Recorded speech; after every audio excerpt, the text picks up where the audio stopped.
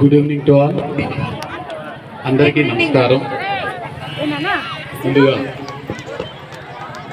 పేరెంట్స్కి, తల్లిదండ్రులకి నమస్కరిస్తున్నాం. ఎందుకంటే ఏ తల్లిదండ్రులు అయితే పిల్లాడిపై ఎడ్యుకేషన్ పై శ్రద్ధ ఉంటుందో ఆ పిల్లలు సక్సెస్ అవుతారండి. ఇదే ఫస్ట్ ఫార్ములా. అయితే ముందుగా సభా వేదిక మీద ఉన్న పెద్దలకి, ఎంతో కష్టపడి ఈ అక్షర పబ్లిక్ స్కూల్ ముందు ఎక్కువ స్థాయికి తీసుకొస్తున్న టీచర్స్ బృందానికి, పిల్లలకు, అదేవిధంగా ముందుగానే చెప్పాను పేరెంట్స్ అందరికి కూడా మీకందరికీ ఎలా చెప్పాలో కృతజ్ఞతలు నాకు అర్థం అవ్వట్లేదు. ఎందుకంటే ఇంతటి సమయమైనా నా పిల్లాడు జీవితంలో బాగుపడాలి అనే కాన్సెప్ట్తో మీరు అందరు ఇక్కడికి వచ్చారు. ఎన్నో పాఠశాలలు ఉన్నాయి కుటుంబంలో, అయినా డబ్బులు ఇచ్చి మనం అక్షర స్కూల్కే ఎందుకు పంపిస్తున్నాం అంటే ఒక నమ్మకం, కాన్ఫిడెన్స్. నా కాన్ఫిడెన్స్ ఎక్కడ కనిపించిందంటే ఈ స్కూల్ రిజిస్ట్రేషన్ నుంచి నాకు మన కరెస్పాండెంట్ సంతోష్ కుమార్ గారి యొక్క హార్డ్ వర్క్ నేను చూశాను. ఏదైనా ఒక యూత్కి ఎంప్లాయ్ రాకపోతే వెంటనే నిరాశ చెందిపోతారు అందరు కూడా. మనం ఏదో ఒక సెక్టార్లో మనం టాలెంట్ చూపిద్దాం, మన పెర్ఫార్మెన్స్ చూపిద్దాం అనే ఆలోచన ఏ యువకులకి, యూత్కి లేదు. అందరూ కూడా క్రికెట్లు ఆడుకుంటారు, లేకపోతే అనమాట ఏ వివిధ రంగాల్లో, పనికిరాని రంగాల్లోనే టైం వేస్ట్ చేస్తున్నారు. కానీ అలా కాకుండా సంతోష్ కుమార్ గారు నాకు ఒక విధంగా మోడల్. నేను కూడా గవర్నమెంట్ టీచర్ అయినా, జిల్లా స్థాయిలో కొన్ని పోస్టులు నేను చేసినా, ఇటువంటి వ్యక్తులు ఉంటే నాకు చాలా ఆనందం అనిపిస్తుంటుంది. నా ఫ్రెండ్స్ చాలా మంది చెప్పాను అబ్బాయి యొక్క కష్టం, వాళ్ళ మిసెస్ మేడం గారి యొక్క కష్టాన్ని కూడా చెప్పాను. అలా ఒక వైఫ్ అండ్ హస్బెండ్ కష్టపెడతామా, ఏ ఉద్యోగం అవసరం లే.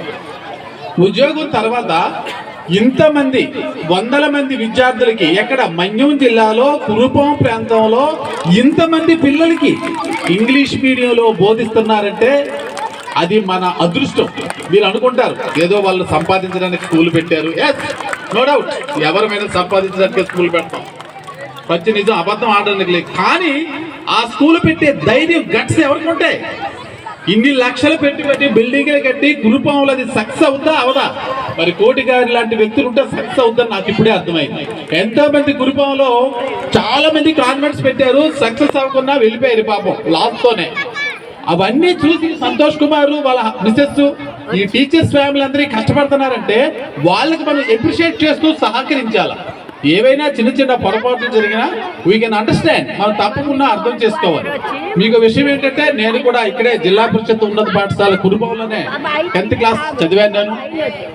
అయితే ఎక్కడ చదివామని కాదు, పిల్లలకి అందరికి నేను ఒకటే చెప్తున్నాను. ముందు పేరెంట్స్ అందరికీ తెలుసు, పిల్లలు ఒక్కటే వినండి, సెల్ ఫోన్ అనేది యూటిలైజేషన్ తగ్గాలి.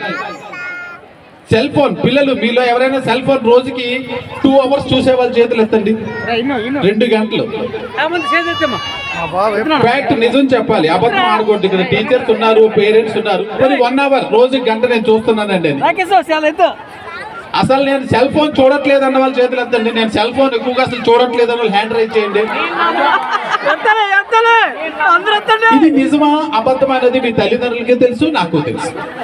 ఎందుకంటే ఈ రోజు చిన్నపిల్లాడు పుట్టినవాడికి ఫుడ్ పెట్టాలంటే, పాలు కూడా తాగాలి అంటే సెల్ ఫోన్ చూస్తే కానీ, కార్టూన్స్ చూపిస్తే కానీ వాడు ఫుడ్ తీసుకోవట్లేదు. మీరందరూ కూడా సెల్ ఫోన్ ఎవరైతే సెల్ ఫోన్ ఎక్కువగా చూస్తున్నారో you are lost your life. మీ జీవితాన్ని మీరు పాడు చేసుకుంటున్నారు. రెండోది, పేరెంట్స్ మాట ఎంతమంది వింటారు చెప్పండి? మీలో హ్యాండ్స్ రైజ్ చేయండి. పేరెంట్స్, అమ్మా నాన్న మాట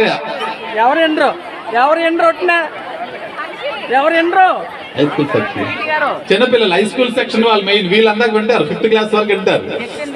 ఆఫ్టర్ 5th అని కూడా కొంచెం హ్యాండ్స్ రైజ్ చేయడం కాదు, నిజం చెప్పాలి. ఒకవేళ అమ్మా నాన్న మాట వినకపోతే ఇక్కడి నుంచైనా వినండి అని వింటే మీ లైఫ్ అనేది గోల్డెన్ లైఫ్ అవుతుంది. సెల్ ఫోన్ చూడకూడదు. ఎవరైతే సెల్ ఫోన్ ఎక్కువగా చూస్తారో వాళ్ళ లైఫ్ పోయినట్టే. ఇంకా చూతురు చాలా ఎంజాయ్ చేయొచ్చు, లైఫ్ చాలా ఎంజాయ్మెంట్ ఉంది, చాలా చాలా ఎంజాయ్ చేయొచ్చు. ఎప్పుడు the education will change our life. మన ప్రపంచాన్ని, మన జీవితాన్ని మార్చేది ఒక్కటే, విద్య విద్య విద్య, ఎడ్యుకేషన్. చదువు లేకపోతే ఈ ప్రపంచంలో మనం బ్రతకలేం.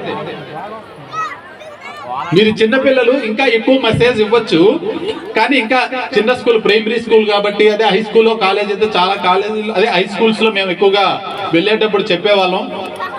ఇప్పుడు చూడండి మా పేరెంట్స్ కూడా నేను ఒకటే చెప్తున్నాను, పిల్లాడు ఏ స్కూల్లో చదువుతున్నాడని కాదు, పిల్లాడిపై ఉన్న మన care, even hair style, dress code. ఈ రోజు మరి కొన్ని స్కూల్లో మీరు చూడండి, నేను మన 10th క్లాస్ ఎగ్జామ్స్ కి మరి మా మాస్టర్ నేను స్క్వాడ్ గా వెళ్తున్నా రోజును.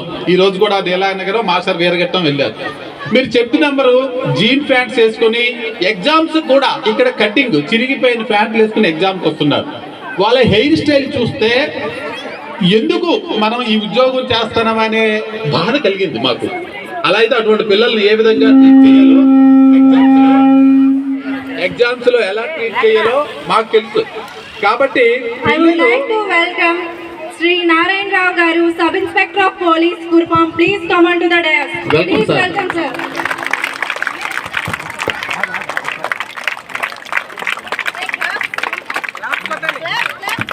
Give him a big round of applause, please.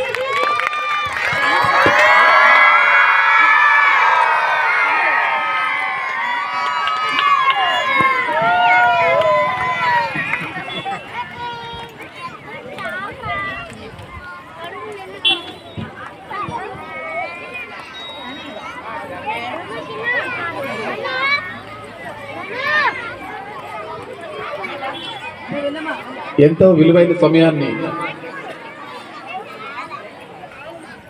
వెచ్చించి Kurupam sub inspector of police వారు ఇక్కడికి వచ్చినందుకు పాఠశాల తరఫున కూడా